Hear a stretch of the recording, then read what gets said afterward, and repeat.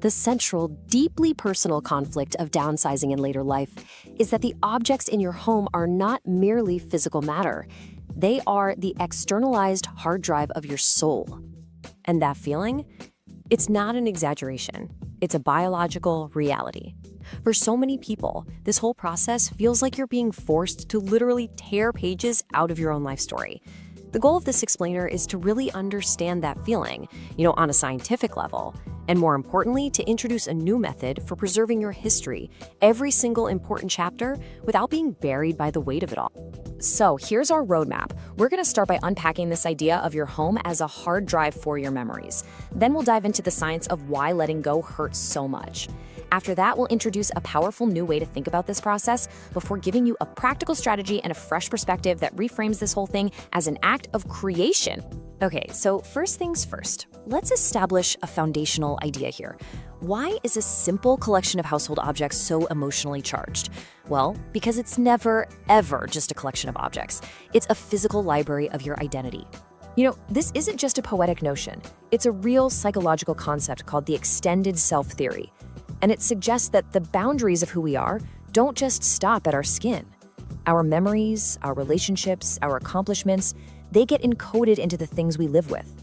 So that armchair, it isn't just a chair, it's the place you read to your kids. Those old work awards aren't just plastic, they're a symbol of decades of effort.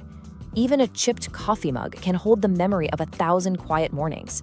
Our things literally become part of us. So if our things are part of us, what happens in our brains when we're faced with letting them go? Let's look at the science, because the reaction is way more primal than most people realize. Okay, so our brains are basically hardwired to resist letting go for 5 key reasons.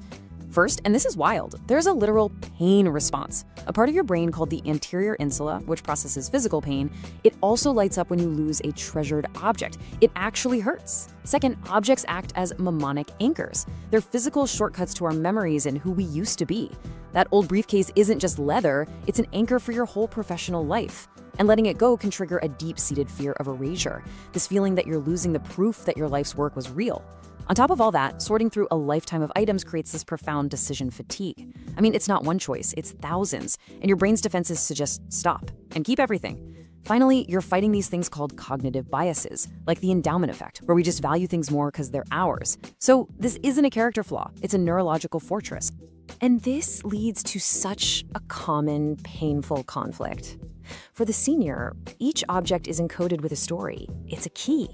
But for a well-meaning adult child who doesn't have that memory code, it's just a physical item, taking up space. It's just clutter. And this disconnect can lead to feelings of judgment, which often causes a person to just shut down the process entirely to protect their history from being misunderstood. So, here's the crucial point. We have to change the goal. The objective isn't deletion. It's not about getting rid of stuff. It's about acknowledging that your home has been serving as a physical memory bank, and the mission now is simply to transfer that precious data to a new, more efficient, and more accessible storage system.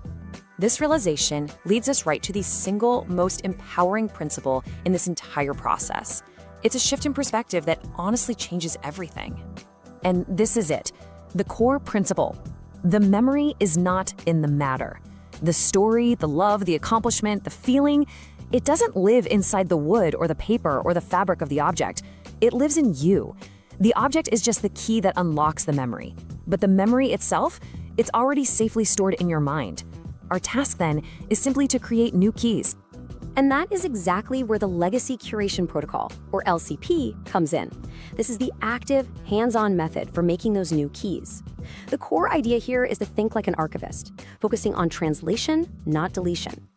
The LCP stands on 3 really powerful pillars. First, there's the narrative divorce, which is all about strategically separating the story from the thing. Second, the digital archive, which uses simple technology to preserve that memory trigger. And third, the 10% high-fidelity rule, which is about finding the distilled essence of a memory. Let's really focus on that first pillar for a second, because it's the engine of the whole process. The narrative divorce is an intentional act. You take an object and you consciously extract its story. You can write it down, record yourself telling it, share it with someone. By doing this, you're giving concrete proof to your brain that the memory is safe, And once your brain feels that the memory is secure, its desperate grip on the physical object starts to loosen. This brings us to a really freeing concept, the 10% high-fidelity rule. Now, this doesn't mean you have to get rid of 90% of your stuff. Not at all. It means you shift your focus to identify the most potent symbols. You don't need all 300 books from your academic career to honor that part of your life. You just need the one or two that represent the absolute peak. This moves the goal from overwhelming quantity to something manageable and deeply meaningful. So we have the principle and we have the protocol. Now let's get practical with a clear 4-step strategy you can start using today. This is how you become the architect of your own legacy. This strategy is made up of 4 behavioral shifts. They're designed to work with your brain's wiring, not against it. We've got the story first rule, the representative sample, the vessel transfer, and the curation window. Let's break them down. Step 1 is a critical warm-up. Seriously, before you even think about packing a box or making a single decision, just pick up one meaningful item. Just one. And for 5 minutes, tell its story out loud, even if it's just to yourself. This simple act primes your brain for remembrance instead of loss. It activates your memory centers and it calms your anxiety centers, lowering that stress response that so often leads to overwhelm. Okay, step 2 is where that 10% rule really comes to life. Look at a collection, maybe it's a set of dishes or a shelf of souvenirs. Don't ask, what can I get rid of? Instead ask, which single one of these has the most emotional charge? Which one is the strongest identity marker? Keep that one. Then you can let the rest go, knowing the essence is preserved in that single representative sample. Step 3 directly tackles that generational disconnect we talked about. When you give an item to a child or a grandchild, don't just hand them the object, hand them the story. Tell them why it mattered. This is what we call the vessel transfer. You're transferring the memory code along with the physical item. And suddenly that object transforms from clutter into a treasured heirloom, because now they hold the key to its meaning. And finally, step 4. This is your most important self-preservation tool. Set a timer. Work for only 30 minutes. That's it. This protects you from the crippling effects of decision fatigue. It keeps the task manageable, and it prevents that mental stall-out that makes you want to give up. Small, consistent windows of curation are infinitely more effective than some marathon session that just leads to burnout. All right, let's put all of this together and reframe this journey entirely. For way too long, downsizing has been framed as an act of loss, of subtraction. But with this new understanding and these new tools, we can see it for what it truly is, an act of powerful, intentional creation. This is the ultimate takeaway. You are not losing pieces of yourself. You are carefully and thoughtfully building an archive. You are curating your story, distilling it down to its most powerful and meaningful elements. You are transitioning from being a collector of things to becoming the chief architect of your own legacy. So the only question left is, how do you begin? How do you start your work as a legacy architect? Well, the answer is with one small, concrete action. You don't start with an entire room. You just start with a single story.